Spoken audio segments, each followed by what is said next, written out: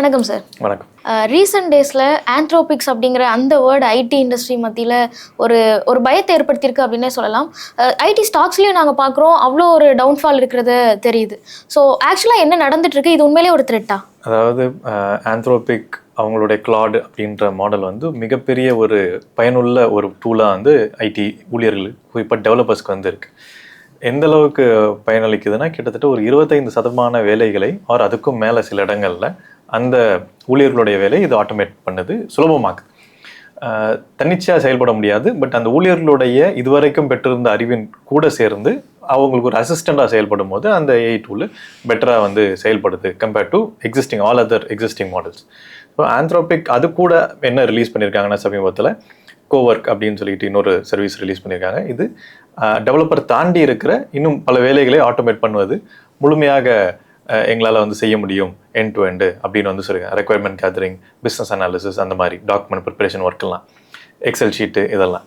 இது கூட இதுவும் ஒரு என்ன ரிலீஸ் பண்ணியிருந்தாங்கன்னா ஒரு கம்பைலர், ஒரு ப்ரோக்ராமை கம்பைல் பண்ணி மெஷினுக்கு புரிந்த ஒரு மொழியில் மாற்றுறதுக்கான ஒரு கம்பைலரை அது வந்து தானே செஞ்சு முடிச்சிருச்சு, தொடக்கத்துல இருந்து முடிகிற வரைக்கும் அதுவே வந்து செஞ்சு முடிச்சிருச்சு அப்படின்னு வந்து ரிலீஸ் பண்ணியிருந்தாங்க. அதுதான் ஒரு பெரிய இம்பேக்டை வந்து உருவாக்கிச்சு. ஏன்னா ஒரு கம்பைலர் ஒரு காம்ப்ளெக்ஸான சாஃப்ட்வேர், அதை வந்து செய்து முடிக்கும் அளவுக்கு வந்து ஒரு திறன் வந்துருச்சா அப்படின்னு வந்து ஏஐ மாடலுக்கு பார்க்கும்போது அது ஒரு பிரம்மாண்டமான வளர்ச்சி அப்படின்னு வந்து எல்லா நிறுவனங்களும் வந்து பார்க்குறாங்க, அக்னாலேஜ் பண்ணுறாங்க. ஆனால் அது வந்து வேலை வாய்ப்பில் எந்த அளவுக்கு ஏற்படுத்தும் அப்படின்னு பார்த்தா ஒரு பெரிய எந்த விதமான இம்பேக்டும் இருக்காது அப்படின்றது தான் என்னுடைய ஒப்பீனியன். ஒன்று, ஆல்ரெடி ஏஐ டூல்ஸ் எல்லாருமே யூஸ் பண்ணிட்டு இருக்கிறாங்க. எல்லா நிறுவனங்களும் கோபைலட் இல்லை இந்த மாதிரியான டூல்ஸை வந்து கொடுத்துருக்குறாங்க, டெவலப்பர்ஸ் வந்து பயன்படுத்திட்டு இருக்கிறாங்க. அதில் அவங்களுடைய பயன் என்ன, அவங்களுடைய வேலை குறைவது எப்படி, அதை எப்படி வந்து மேம்படுத்துறது அப்படின்றதெல்லாம் நடந்துட்டுருக்கு. இதெல்லாம் பண்ணி இருந்துமே ஒரு ஊழியர் கோபைலட் இல்லை இந்த மாதிரி வந்து கிளாட் யூஸ் பண்ணி ப்ரோக்ராம் பண்ணுறாங்கன்னா அதனுடைய முழுமையான அவுட்புட் வந்து முழுமையாக பயன்படுத்துகிற மாதிரி வர்றது கிடையாது. அது தேவையில்லாத பல விஷயங்களும் கூட சேர்த்து தான் வந்து கொடுக்குது. தேவையில்லாத கொடுக்கும்போது அதில் பிரச்சனைகளும் வந்து வருவதற்கு நிறைய வாய்ப்புகள் இருக்குது. அந்த பிரச்சனைகளை ஒரு டெவலப்பருக்கு எந்த அடிப்படையில் அதை தீர்க்க முடியும்னு தெரியலன்னா அதுவாக தன்னால் வந்து தீர்க்கிறதுக்கான ஏற்பாடுக்குள்ளே போகலை. ஒரு கம்பைலர் செய்ய முடியுதுன்னா அதற்காக பர்டிகுலராக அதை ட்ரெயின் பண்ணி அதை வந்து செய்ய முடிக்கிற ஏற்பாடுக்குள்ளே போகலாம். ஆனால் ஒரு ஜென்ரிக்காக நிறைய சாஃப்ட்வேர்ஸ் வந்து நம்ம செய்வோம் ஐடி இண்டஸ்ட்ரியில். ஸோ அப்படி வந்து பொதுப்படையாக இருக்கும்போது அது இன்னும் அந்த அளவுக்கு வந்து ஒரு ஊழியருடைய வேலையை முழுமையாக எடுத்துக்கொள்வது அளவுக்கு அது இன்னும் மெச்சூர் ஆகலை அப்படின்றது தான் வந்து இப்போ டே டு டே ஆஃபீஸில் இருக்குது. ஸோ இதனால பெரிய த்ரெட் இல்லை அப்படின்னு சொல்கிறீங்க. பட் இதை டீப்பாக டிஸ்கஸ் பண்ணுறதுக்கு முன்னாடி குளோபலி இந்தியா தான் வந்து ஒரு 30% ஐடி சர்வீஸை ப்ரொவைட் பண்ணிட்டு இருக்கோம் அப்படிங்கிற டேட்டாஸை பார்க்குறோம். ஸோ இந்தியா முக்கியமாக என்னென்ன ஐடி சர்வீஸ் ப்ரொவைட் பண்ணுறோம், எதுலலாம் எக்ஸல் பண்ணுறாங்க, இந்தியன்ஸ் கிட்ட மற்ற வெளிநாடுகளை சேர்ந்த நிறுவனங்கள் என்ன எக்ஸ்பெக்ட் பண்ணி வராங்க சார்? அதாவது நம்ம குறிப்பாக ஐடி சர்வீஸ்ன்னு சொல்லும் போது சாஃப்ட்வேரை உருவாக்கி கொடுக்குறோம். அண்ட் அந்த உருவாக்கி கொடுத்த சாஃப்ட்வேரை மெயின்டைன் பண்ணுறதுக்கான வேலைகளை பெரும்பகுதி பார்க்குறோம். அண்ட் அந்த சாஃப்ட்வேரை பயன்படுத்தி IT data entry works, BPO இந்த மாதிரியான சாஃப்ட்வேர் டேட்டா என்ட்ரி ஒர்க் இதெல்லாம் வந்து பார்க்குறோம். ஸோ பெரும்பகுதி வந்து சாஃப்ட்வேரை உருவாக்குவதும் மெயின்டைன் பண்ணுறதும் வந்து நடந்துட்டுருக்கு. அதில் சரிபாதி வந்து இந்த பிபிஓ ஒர்க் வந்து நடக்குது. அந்த பிபிஓ ஒர்க் வந்து ஒரு முக்கியமான வேலை. அதுதான் வந்து இந்த சாஃப்ட்வேர்ஸுக்கெல்லாம் டேட்டா வந்து ப்ரொடியூஸ் பண்ணுற வேலை. அந்த பிபிஓ இருக்கிறதுனால தான் இப்போ ஏஐயும் வந்து த்ரைவ் ஆகுது. அதனோட அடிப்படையில் தான் இந்த சாஃப்ட்வேர் உருவாக்குவதும் மெயின்டைன் பண்ணுறதும் பார்த்தீங்கன்னா வேர்ல்டில் நீங்கள் கம்பேர் பண்ணிங்கன்னா நம்ம வந்து பெரிய லெவலில் வந்து பண்ணுறோம். நெக்ஸ்ட் டு சைனாக்கு அப்புறம் நம்ம தான். ஆனால் சைனாக்கும் இந்தியாவுக்கும் இருக்கிற மிகப்பெரிய டிஃப்ரென்ஸ் என்னென்னா, சைனாவில் புது சாஃப்ட்வேர்ஸ் மட்டும் உருவாக்கல, அந்த சாஃப்ட்வேர் உருவாக்க இன்டெலெக்சுவல் ப்ராப்பர்ட்டியும் வந்து உருவாக்குறாங்க. அதாவது அங்கே வந்து ரிசர்ச் நடக்குது, அந்த ரிசர்ச்சின் அடிப்படையில் புது இன்டெலெக்சுவல் ப்ராப்பர்ட்டிஸ் உருவாக்குறாங்க. அந்த இன்டெலெக்சுவல் ப்ராப்பர்ட்டி அவங்களுடைய ஏஐ டெவலப்மெண்ட்டை வந்து பிரம்மாண்டமாக வந்து வளர்த்து கொண்டு போயிருக்கு. நம்பர் 1 இப்போ வந்து அவங்க தான் உலகத்தில் இருக்கிறாங்க. ஆனால் இந்தியா அமெரிக்காவில் இருக்கிற இன்டெலெக்சுவல் ப்ராப்பர்ட்டிக்கு இங்கே சாஃப்ட்வேர் டெவலப் பண்ணுவாங்க, ஐரோப்பாவில் இருக்கிற இன்டெலெக்சுவல் ப்ராப்பர்ட்டி இங்கே டெவலப் பண்ணுவாங்களே தவிர இங்கே நம்ம ஆய்வுகளோ ரிசர்ச்சுகளோ இது பண்ணாதனால நம்ம மற்ற நாடுகளில் நடக்கிற ஹைடெக் வேலைகளை இங்கே வந்து அவுட் சோர்ஸ் பண்ணி பண்ணுற ஏற்பாடு தான் இருக்குது. இதனுடைய விளைவு என்னென்னா, இந்தியாவில் ஐடியில் சாஃப்ட்வேரில் ரிசர்ச் வந்து வெரி ஸ்மால் எண்ணிக்கையில் தான் வந்து இருக்குது.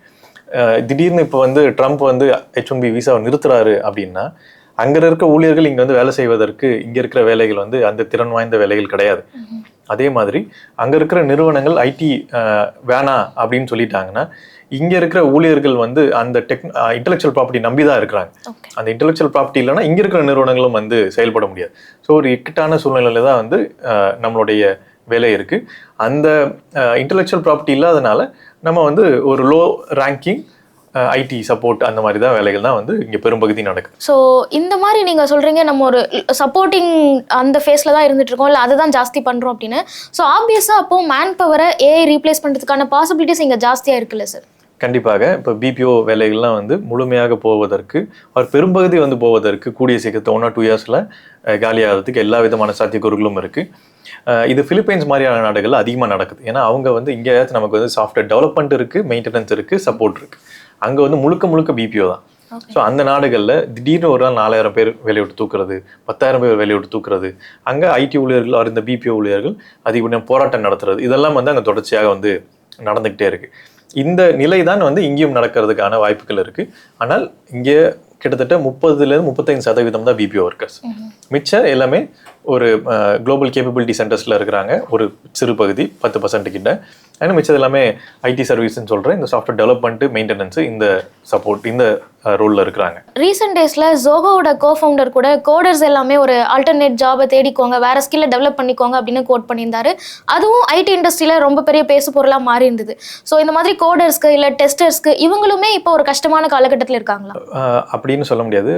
ஸ்ரீதர் வெம்பு எப்போவுமே வந்து இந்த மாதிரி ஒரு கான்ட்ரவர்ஷியல் ஸ்டேட்மெண்ட் கொடுத்து அவருக்கு கொஞ்சம் மீடியா அட்டென்ஷன் வாங்குறது அவருடைய பழக்கமாக இருக்குது.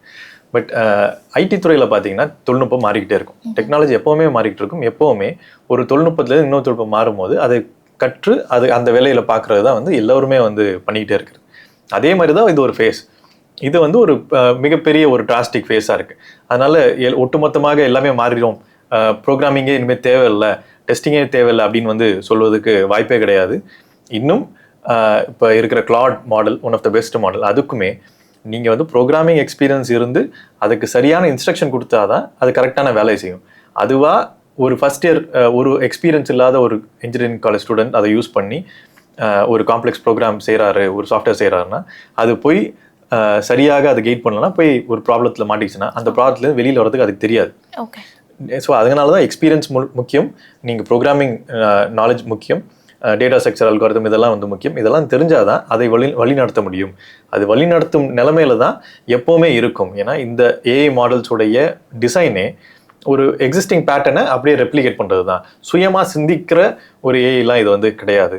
அப்போ எக்ஸிஸ்டிங் பேட்டர்ன் எந்த பேட்டர்னை போகணும்னு நீங்கள் வழி நடத்தினா தான் அது அதை நோக்கி போகும். அதனால இந்த வேலையெல்லாம் வந்து எதுவும் போகாது அப்படின்றது.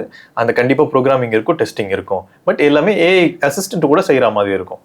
ஸோ இந்த ஏஐ அசிஸ்டன்ட்னு உள்ளே வந்துட்டாலே மேன் பவர் பெரிய அளவில் குறைக்கப்படும்ல சார்? ஒரு டீமில் 10 பேர் இருக்காங்க அப்படின்னா ஏஐ சப்போர்ட் கிடைச்சதுக்கப்புறம் அங்கே ஒரு 7-8 பேருக்கு என்ன ரோல் இருக்குன்னு தெரியாமல் போகும். ஸோ இந்தியா மாதிரி ஒரு ஐடியை டிபெண்ட் பண்ணி இருக்கிற ஒரு கண்ட்ரியில் இது ஒரு உண்மையிலே பிரச்சனை தானே?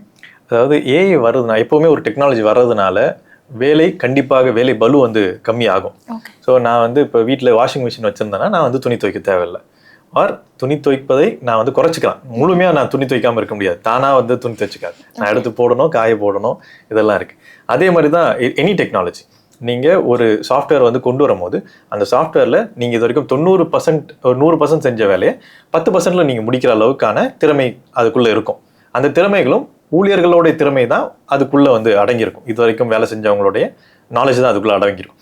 ஸோ அப்படி அந்த 10% வேலையை செய்கிறதுக்கு ஆட்கள் தேவை, முழுசாக காலி பண்ணிடாது. அப்போ எக்ஸிஸ்டிங் ஊழியர்களுடைய வேலை கண்டிப்பாக கம்மியாகும். ஆனால் ஐடி இண்டஸ்ட்ரி பார்த்தீங்கன்னா எப்போவுமே ப்ராஜெக்ட் பேஸ்டு தான். ஸோ நீங்கள் ஒரு ப்ராஜெக்ட்டு 100 நாளில் செய்ய முடியும் அப்படின்னா இப்போ 30 நாளில் செஞ்சு முடிக்க முடியும். அதுக்கேற்ற மாதிரி காம்ப்ளெக்சிட்டியும் வந்து இன்க்ரீஸ் பண்ணுவாங்க. ஏன்ற ஒரு சாஃப்ட்வேர் இருந்துச்சுன்னா அந்த சாஃப்ட்வேருக்கு கவர்னன்ஸ்னு ஒன்று வருது, கார்ட் ரெயில்ஸ்னு வருது, அது கூட சுற்றி இன்னும் வேலைகள் வந்து அதிகரிக்குது. ஸோ எப்போவுமே வேலை அதிகரிப்பது தான் வந்து நடக்குமே தவிர இந்த வேலை ஒரு டெக்னாலஜி வர்றதுனால வேலை சுருங்கிடும். அதனால் வந்து வேலை இல்லாமல் இருக்கிறதுக்கு வாய்ப்பு இல்லை. அப்படியே சுருங்கினாலும் இப்போ ஒரு டீமில் 10 பேர் தான் வேலை இருக்காங்க, அதுக்கு மேலே வேலை கிடையாது. ஸோ அப்படி இருக்கும்போது 2 பேரெல்லாம் செஞ்சு முடிச்சிட முடியும்னா மீதி 8 பேரை பெஞ்சில் வந்து போடுவாங்க. பெஞ்சில் இருந்து அடுத்த ப்ராஜெக்டில் டிப்ளாய் பண்ணுவாங்க. ப்ராஜெக்ட் வந்துகிட்டே இருக்குது. ஐடியினோட ரெவன்யூ பார்த்தீங்கன்னா க்ரோ ஆகிட்டே தான் இருக்குது. ஸோ அப்போ ப்ராஜெக்ட்ஸ் இன்க்ரீஸ் ஆகிட்டே தான் இருக்குது. ஐடி இல்லாமல் எந்த துறையும் கிடையாது, எந்த நாடும் கிடையாது. ஸோ அப்போ இது எவர் க்ரோயிங் ஃபீல்டாக தான் இப்போதைக்கு மேஜர் எதுவும் டெக்னாலஜிகள் புது கண்டுபிடிப்பு வர வரைக்கும் ஒன்றும் இருக்க போகிறதில்ல. ஸோ அந்தபடி இது வந்து வளர்றது தான் கொண்டு போகும். வேலை இழப்புகள் ஏன் நடக்குதுன்னா இதை காரணமாக காட்டி ஒரு சைடு நிறுவனங்கள் காஸ்ட் கட்டிங்க்கு போகிறாங்க. காஸ்ட் கட்டிங் தான் எப்போவுமே ஹிஸ்டாரிக்கலாக வந்து லே ஆஃப்க்கு ரிட்ரென்ச்மெண்ட்டுக்கு ரீசனாக இருக்குது. டெக்னாலஜி அப்படின்றது வந்து சும்மா வந்து ஏமாத்துறதுக்கு அது ஒரு தோற்றத்தை உருவாக்குறதுக்கு வந்து காட்டுறாங்களே தவிர காஸ்ட் கட்டிங் நிறுவனங்கள் பண்ணிக்கிட்டே இருக்கு. அதில் ரிலேட்டிவ்லி மிட் லெவலில் இருக்கிற பெய்டு செக்ஷனை வந்து தூக்கிட்டு அவங்களுடைய சம்பளத்துக்கு 4-5 பேரை போடுறது தான் வந்து காலமாக இந்த ஐடி நிறுவனங்கள் பண்ணிட்டு இருக்காங்க. ஐடி நிறுவனங்களை பொறுத்த வரைக்கும் நாங்கள் ஏஐ ரிசர்ச்சுக்கெல்லாம் அதிகமாக ஃபண்ட்ஸ் அலோகேட் பண்ணுறோம் அப்படிங்கிறது மாதிரிலாம் கோட் பண்ணுறாங்க. பட் மெயின்லி இவங்க ஏஐ பயன்படுத்தி ப்ரொடக்டிவிட்டியை இன்க்ரீஸ் பண்ண ட்ரை பண்ணுறாங்களா இல்லை குவாலிட்டிக்கு அதிகமாக ஃபோக்கஸ் பண்ணுறாங்களா சார்? ஏஐயோட பர்பஸ் என்னவா இருக்கு? முதல்ல இந்த ரிசர்ச்சுக்கு கொடுக்குது அப்படின்றதெல்லாம் வந்து இப்போ ட்ரம்ப் வந்தோடனே பண்ணது $500 பில்லியன். ஸோ $500 பில்லியன் வந்து டேட்டா சென்டருக்கும் அங்கே போகிற ரிசர்ச்சுக்கும் வந்து செலவு பண்ணதில் நம்ம இங்கே வந்து $1 பில்லியன் கூட இங்கே வந்து கமிட் பண்ணவே இல்லை கம்பெனிஸ். அப்படியே பண்ணுற ரிசர்ச் எல்லாமே என்னென்னா அவங்க பண்ண இன்டெலெக்சுவல் ப்ராப்பர்ட்டி வந்து அடிப்படை இன்டெலெக்சுவல் ப்ராப்பர்ட்டி, அதுக்கு மேலே தான் வந்து பில்லர்ஸாக வந்து கட்ட முடியும். அதில் ஒரு செங்கல் நான் வந்து பச்சை கலர் செங்கல் வைக்கவா மஞ்சள் கலர் செங்கல் வைக்கவா அப்படின்றத வந்து அதுவும் குறிப்பாக சொன்னால் ரேக் அப்ளிகேஷன்ஸை எப்படி நான் பெட்டராக ரேக் பண்ணுவேன், இதை ரேக் அப்ளிகேஷன்ஸை நான் டோட்டலாக மாற்றி நான் வேறு எப்படி பெட்டராக நான் கொடுப்பேன் அப்படின்னு சொல்லிட்டு அமெரிக்காவில் ஐரோப்பாலெலாம் பேசிகிட்டு இருக்கும்போது இவங்க பண்ண ரிசர்ச்சில் சின்ன ஒரு கம்பேரிட்டிவ் இம்ப்ரூவ்மெண்ட்டு தான் வந்து பண்ணுறாங்க. ஸோ இங்கே இருக்கிற நம்ம குவாண்டம் ஆஃப் ரிசர்ச்சுக்கும் குவாண்டம் ஆஃப் இன்வெஸ்ட்மெண்ட்டுக்கும் கண்டிப்பாக கிடையவே கிடையாது. அப்படியே இருந்தாலும் ரிசர்ச் பேப்பர்ஸ்லையாச்சும் ரிஃப்ளெக்ட் ஆகும் எண்ணிக்கையில். அதெல்லாம் வந்து இந்தியா டாப் 10ல கூட கிடையாது. சைனா கடந்த 5 வருடங்களுக்கு முன்னாடி ஒன்றுமே கிடையாது. இப்போ number 1 in AI research paper. அமெரிக்காவில் எல்லா ரிசர்ச் பண்ணுறவங்களும் சைனீஸ். அமெரிக்காவில் ரிசர்ச் போடுறவங்களுமே சைனீஸ் பேரில் தான் வந்து பேப்பரும் வந்து வருது. அங்கே இருக்கிற கூகுள், அமேசான் இவங்க தான் வந்து டாப் கான்ட்ரிபியூட்டர்ஸாக வந்து ப்ரைவேட் செக்டரில் இருக்காங்க. அங்கே அந்த நிறுவனங்கள் போடுற ரிசர்ச் பேப்பர்லையும் பேர் பார்த்தீங்கன்னா சைனீஸ் பேர் தான் இருக்குது. ஸோ பேர் என்னவோ அமெரிக்கா, பட் அங்கே பண்ணுறதும் சைனீஸாக தான் இருக்காங்க. ஸோ அந்த மாதிரி வந்து இன்வெஸ்ட்மெண்ட்டோ ரிசர்ச்சோ இங்கே வந்து நம்ம பண்ணுறது கிடையாது. இங்கே குவாலிட்டி டெவலப்மெண்ட்டு இந்த மாதிரி ஸ்பெசிஃபிக்காக பார்த்தீங்கன்னா அதிகப்படியாக ரேக் அப்படின்னு சொல்கிற ஒரு தகவல்களை வைத்து எல்எல்எம் ஒரு இந்த கிளாட் மாதிரியான எல்எல்எம் மாடல்ஸ் கிட்ட கொடுத்து பெட்டர் ரிசல்ட்டை கொடுக்குற ஒரு மனிதருக்கு புரிய மாதிரி ரிசல்ட்டை கொடுக்குற சாஃப்ட்வேர்ஸ் தான் அதிகப்படியாக வந்து இப்போ வந்து பண்ணிட்டு இருக்கிறாங்க. அந்த டூல் வந்து எல்லாருக்கும் வந்து பயன்படும், எல்லா டிபார்ட்மெண்ட்டுக்கும் வந்து பயன்படும். டெஸ்டிங்கும் பயன்படும், டெவலப்மெண்ட்டுக்கும் பயன்படும், குவாலிட்டி அஷூரன்ஸ்க்கும் பயன்படும். இந்த மாதிரி வந்து பரந்துபட்ட எல்லாருக்கும் பயன்படுற மாதிரியான சாஃப்ட்வேர்ஸ் தான் வந்து இப்போ ஏஐல அதிகப்படியாக யூஸ் பண்ணிட்டு இருக்காங்க. இப்போ ஏஐ வந்து குளோபலி ஒரு பேசு பொருளாக மாறி இருக்கு, எல்லாருமே அதை கவனிக்கிறாங்க. ஸோ அப்படி இருக்கும்போது இந்தியா இன்னும் என்னென்ன இடங்கள்லாம் அவங்கள டெவலப் பண்ணிக்க வேண்டியதாக இருக்கு? அடுத்த 10 to 20 இயர்ஸ்ல இந்தியாவுக்கு என்ன தேவை இருக்கு சார்? அதாவது இந்தியாவில் குறிப்பாக ரிசர்ச் வந்து அதிகப்படுத்தணும். நம்ம வெறும் அங்கே இருக்கிற மற்ற வெஸ்டர்ன் கண்ட்ரீஸில் இருக்கிற நாலேஜை ஒரு இன்டெலெக்சுவல் ப்ராப்பர்ட்டியை இங்கே வந்து கன்சியூம் பண்ணி ஒரு பயனாளராக மட்டுமே இல்லாமல் நம்ம வந்து உருவாக்குற நிலைமைக்கு வந்து வரணும். இது வந்து வெறும் டெக்னாலஜியை பயன்படுத்துறது தான். அந்த மாதிரி இருந்தோம்னா நம்ம அவுடேட் ஆயிரும். நம்ம வந்து எப்போவுமே வந்து லோ அண்ட் ஐடி ஜாப் தான் வந்து பண்ணிட்டு இருப்போம். உருவாகாது, சாஃப்ட்வேர் ப்ராடக்ட்ஸ் வந்து உருவாகாது. இந்தியாவில் சாஃப்ட்வேர் ப்ராடக்ட்ஸ் உருவாகாத ரீசன் வந்து அதுதான். வெறும் நிறுவனங்களோட இன்வெஸ்ட்மெண்ட் மட்டும் இல்லை, இன்டெலெக்சுவல் ப்ராப்பர்ட்டிஸ் இங்கே வந்து கிடையாது. அது அமெரிக்காவில் ரிசர்ச் இன்ஸ்டியூட்ஸ் கூடயும் ப்ரைவேட் செக்டாரும் நிறைய இன்வெஸ்ட் பண்ணுறாங்க, அதனால பண்ணுறாங்க. அதை வந்து முதன்மையாக பண்ணணும். ரெண்டாவது நமக்கு ஈகோ சிஸ்டம் வந்து பெரிய லெவலுக்கு கண்டியூசிவாக இல்லை. டேட்டா சென்டர்ஸ் எல்லாம் வந்து ரொம்ப கம்மியாக இருக்குது. இப்போ கவர்மெண்ட் வந்து பாலிசி கொண்டு வந்தாலும் இதெல்லாம் வெரி லேட். டேட்டா சென்டர்லாம் வந்து பூம் எப்பயோ வந்துருச்சு. பெரிய பெரிய டேட்டா சென்டர்ஸ்லாம் அமேசான்லாம் எப்பயோ அமைச்சாங்க. பட் இப்போ தான் நம்ம வந்து பாலிசி போட்டு இனிமேட்டு வர வச்சு இதெல்லாம் வந்து நடப்பதற்கு இன்னும் டெக்கேட் ஆர் ஸோ ஆகும். இந்த டேட்டா சென்டர்லாம் வந்து உருவாகுனா அதுக்கான ஈகோ சிஸ்டம் வந்து இங்கே உருவாகும். பட் அந்த டேட்டா சென்டர் உருவாக்குறதுக்கு நம்ம அடிப்படையான பல பிரச்சனைகள் இருக்குது. நமக்கு எலக்ட்ரிசிட்டி வந்து ஒரு பெரிய சிக்கல். இப்போ ஏஐக்கான டேட்டா சென்டர் உருவாக்கணும்னா ஹியூஜ் கன்சம்ஷன் வந்து வரப்போகுது. அந்த கன்சம்ஷனுக்கு தேவையான எலக்ட்ரிசிட்டி நமக்கு வந்து ஆல்ரெடி நமக்கான தேவை, நாட்டுக்கான தேவைக்கே பற்றாக்குறை இருக்குது. இப்போ சமீபத்தில் நியூக்ளியர் சாந்தி பில்லுன்னு சொல்லிட்டு ஒன்று ப்ரப்போஸ் பண்ணாங்க. அண்ட் ஆல்சோ எலக்ட்ரிசிட்டியை ப்ரைவேடைஸ் பண்ணுறதும் வந்து சொல்லியிருக்கிறாங்க. இது ரெண்டுமே இதை வந்து நிறைய ப்ரைவேட் பிளேஸ் உள்ளே வர்றதுக்கு அப்படின்னு வந்து எனேபிள் பண்ணாலும் இன்னொரு சைடு லைபிலிட்டிஸை வந்து கம்மி பண்ணுறாங்க. ஸோ இப்போ நியூக்ளியர் பிளான்ட்ஸு ஹிஸ்டாரிக்கலாக எங்கெங்கெல்லாம் டிசாஸ்டர் நடந்துச்சோ அதெல்லாம் மேனுஃபேக்சரோடைய டிஃபெக்ட் தான், நாட் ஆப்ரேஷனல் டிஃபெக்ட், ஃபுகுஷிமாவோ எனிதிங். ஸோ அதில் வந்து வரப்போகிற பாதிப்புகளுக்கெல்லாம் நீங்கள் வந்து லைபிலிட்டி இல்லை, கொடுக்க வேணாம் அப்படின்னு வந்து அவர் கம்மியாக கொடுத்தா போதும் அப்படின்னு நீங்கள் சொல்லும் போது சின்ன சின்ன நியூக்ளியர் பவர் பிளான்ஸ் இப்போ உருவாக்குறாங்க. டேட்டா சென்டர்ஸ்க்குள்ளே நீங்கள் வந்து வச்சுக்கலாம், பெரிய லெவலுக்கு வந்து நீங்கள் வர வேணாம். அப்போ அதுவே ஒரு பெரிய லெவலுக்கான டேமேஜை ஏற்படுத்தும் சிட்டிக்குள்ளே, சிட்டிக்கு அவுட்டரில் இதெல்லாம். பட் இதில் வந்து ஒரு நீங்கள் பாதிப்பு ஏற்படும் போது, நிறைய எண்ணிக்கை அதிகமாகும் போது வர விளைவுகளுக்கு நீங்கள் வந்து காசு நிறுவனங்கள் கொடுக்க தேவையில்லை அப்படின்னா ஈஸியாக வந்து லோ எண்ட் இந்த ப்ராடக்ட்ஸ் வந்து உருவாகிறதுக்கு, சிஸ்டம்ஸ் ஆர் இந்த மாதிரி நியூக்ளியர் பவர் பிளான்ஸ் வந்து உருவாக்குறதற்கு கொண்டு போகும். ஸோ இதெல்லாம் வந்து ஒரு பெரிய ரிஸ்க் ஃபேக்டராக வந்து இருக்கு, அவசர கதியில் நம்ம பண்ணுறோமோ அப்படின்னு இருக்கு. இன்னொரு சைடு ஹீட்டு, நம்ம கிளைமேட் சேஞ்ச் எல்லாம் வந்து பிரம்மாண்டமான ஒரு இம்பேக்ட் இருக்குது. ஆல்ரெடி இப்போவே நமக்கு வந்து இந்த மாதமே குளிர்தெல்லாம் வந்து அன்யூஷுவல் குளிராக இருந்துச்சு. லாஸ்ட் மாதம் வந்து மோசமாக இருந்துச்சு. இன்னும் வந்து சம்மர் எப்படி இருக்க போதோ அப்படின்றது வந்து ஒரு பெரிய எதிர்பார்ப்பு இருக்கு, பயமா. ஸோ இதெல்லாம் வந்து கிளைமேட் சேஞ்சோட இம்பாக்ட் மோசமாக இருக்கும்போது இதனுடைய டேட்டா சென்டர்ஸ் உருவாக்குறதுனால வர கிளைமேட் சேஞ்ச் இம்பாக்ட் என்ன அப்படின்னு அசஸ் பண்ணுறதுக்குலாம் வந்து நமக்கு இங்கே ஒன்றும் பிளான் இல்லை, அதுக்கான திட்டமும் இல்லை. ஸோ இதெல்லாம் எதுவும் அசஸ் பண்ணாமல் வெறும் நம்ம டெக்னாலஜி, நம்ம வந்து இதுக்கான ஈகோ சிஸ்டம் அப்படின்னு வந்து ஒரு டேட்டா சென்டர்ஸ் இதனால வேலை வந்துடும் அப்படின்னு பார்த்தோம்னா ஒரு சைடு வேலை வரும். ஆனால் என்ன வருதுன்னா 1000 கோடிக்கு ஒரு வேலை, 5000 கோடி வந்து செலவு பண்ணாங்கன்னா கிட்டத்தட்ட 50 வேலை அப்படின்றது தான் வந்து இவங்க வந்து உருவாக்குறாங்க. ஸோ அந்த அளவுக்கு வந்து ஒரு கேபிட்டல் இன்டென்சிவாக இங்கே நிறுவனங்கள் வந்து வரும்போது வேலை வாய்ப்புகள் கிராஜுவலாக தான், வெரி மைனர் இன்க்ரிமெண்ட் தான் இருக்குது. பட் அதோட impact on society, electricity charge பயங்கரமாக இன்க்ரீஸ் ஆகும் போது, என்விரான்மெண்டல் டேமேஜ் வந்து பயங்கரமாக இன்க்ரீஸ் ஆகும் போது, ஆல்ரெடி டெல்லியிலலாம் இன்வெஸ்ட்மெண்ட்டே வராது அப்படின்ற அளவுக்கு வந்து ஏர் குவாலிட்டினால சொல்லிட்டாங்க. ஸோ இதெல்லாம் நம்ம நாட்டில் என்ன இம்பேக்ட் ஏற்படுத்த போகுதுன்றதை பார்க்காம நம்ம வந்து ஒரு முழுமையான பிளான் நோக்கி போக முடியாது. இப்போதைக்கு நம்மக்கிட்ட அந்த பிளான் முழுமையாக இல்லை. வெறும் டேட்டா சென்டர் போட்டால் ஏஐ வந்துடும் அப்படின்ற நம்பிக்கை தான் இருக்குது. ரிசர்ச் ஒரு சைடும் இந்த மாதிரி சோஷியல் ஆஸ்பெக்டில் என்ன இம்பேக்ட் வரப்போகுதுன்றதை பார்த்தா தான் நமக்கு வந்து அது வந்து இம்பேக்ட் தெரியும். இல்லைனா வருவாங்க, டெக்னாலஜியை பயன்படுத்திட்டு போகலாம். இன்னொரு 10 இயர்ஸில் சுத்தமாக இன்னொரு டெக்னாலஜி வரும், அதுக்கும் போகலாம். கடைசி வரைக்கும் இந்தியாவில் நம்ம வந்து யூசர்ஸ் ஆஃப் டெக்னாலஜியாக தான் இருப்போமே தவிர உருவாக்குவதற்கான எந்த விதமான டெவலப்பிங் நேஷன் ஒரு டெவலப்டு நேஷன் போகிறதுக்கான ஒரு திட்டமிடலில் நம்ம வந்து போகிறதுக்கான சாத்தியமே இல்லை. பட் இது டெக்னாலஜி புதுசாக வந்துட்டே தான் இருக்கும் அப்படின்னு மென்ஷன் பண்ணுறீங்க. பட் இது ஒரு லாங்குவேஜ்லேருந்து இன்னொரு லாங்குவேஜ், ஒரு சி லாங்குவேஜஸ்லேயே நிறைய அப்கிரேட்ஸ்லாம் வர மாதிரி இது இல்லை சார். ஏன் ஒரு டேர்னிங் பாயிண்ட் தானே? கண்டிப்பாக ஒரு டர்னிங் பாயிண்ட் தான். ஏன்னா இது வந்து ஒரு ஜென்ரிக் நேச்சர் இருக்கு. பல துறையில பல டிபார்ட்மெண்ட்டுக்கு பொதுவான ஒரு டூலா வந்து இது இருக்கு. ஸோ அண்ட் கம்ப்யூட்டிங் வந்து கம்ப்யூட் பவர் வந்து டிராஸ்டிக்காக வந்து இன்க்ரீஸ் ஆயிருக்கு. இப்போ இது ரெண்டுமே சேர்ந்து மிகப்பெரிய மாற்றத்தை வந்து இந்திய சமூகத்தில், தமிழ்நாட்டில், உலகத்திலேயே வந்து ஏற்படுத்துது. ஆனால் இந்தியாவில் மட்டுமே இருக்கிற ஒரு மிகப்பெரிய அம்சம் என்னன்னா, கிட்டத்தட்ட 140 கோடி மக்களுடைய டேட்டா வந்து அவைலபிளா இருக்கு. அரசினுடைய டேட்டா வந்து அவைலபிளா இருக்கு. இதெல்லாம் மூணும் சேர்ந்துச்சுன்னா ஒரு மிகப்பெரிய மாற்றத்தை வந்து மக்களுக்காக ஏற்படுத்தலாம்.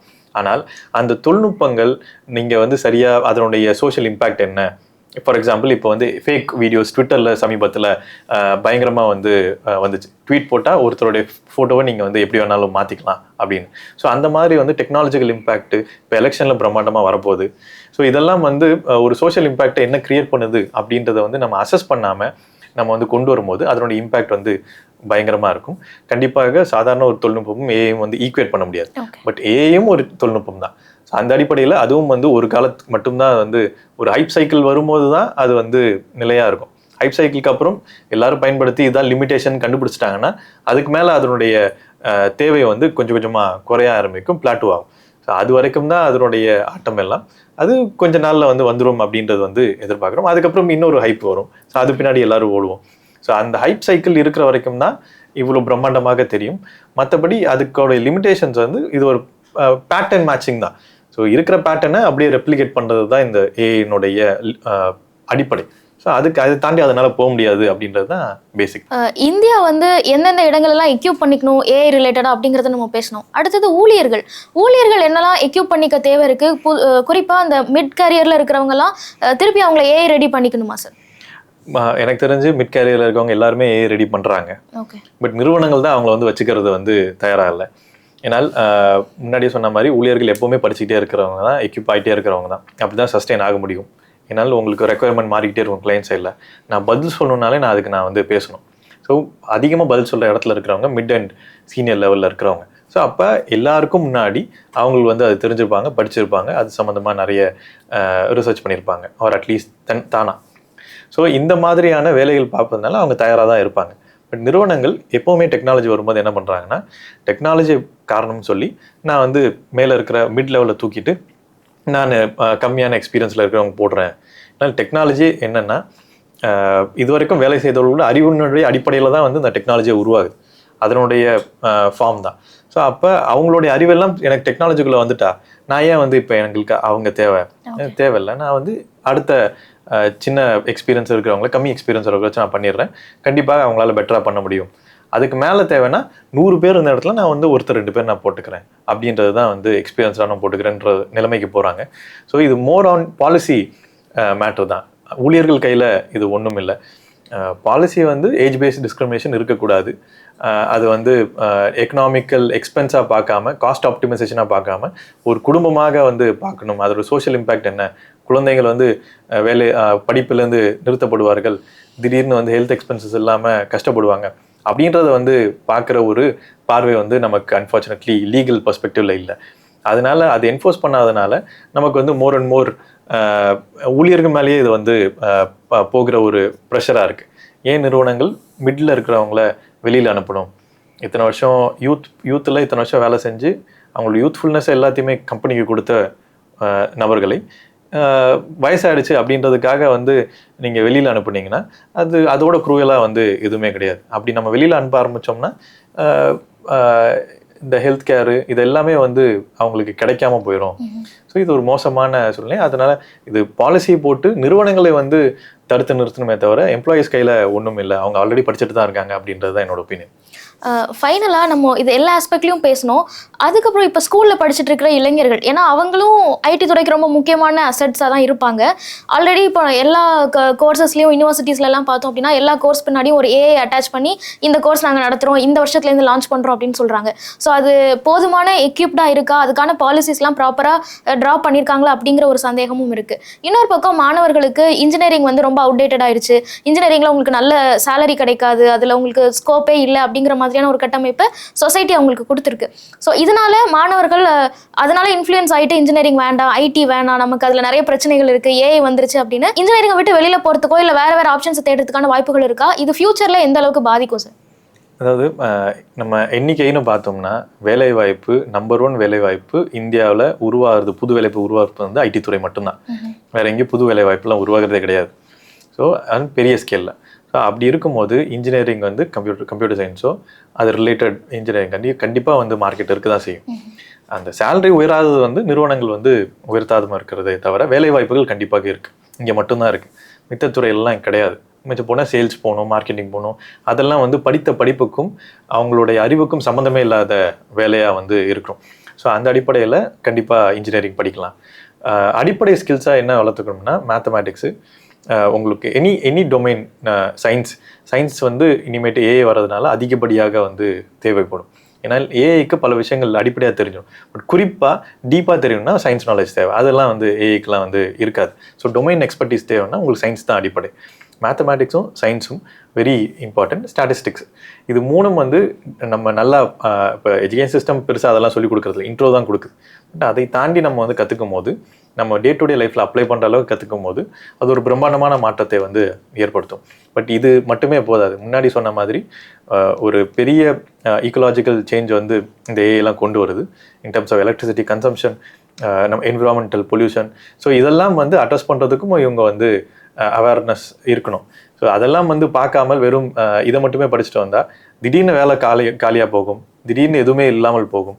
இதுக்கெல்லாம் ரீசனே தெரியாமல் வந்து இருக்கிற ஒரு நிலையாக போகும். ஸோ அந்த அடிப்படையில் சோஷியல் இம்பேக்டும் என்ன ஏனால, அதுக்கு நம்ம எப்படி தயாராகுது both socially and also personally அப்படின்றது சேர்த்து பார்க்குறதுக்கு இதெல்லாம் அவசியமாக இருக்கும்.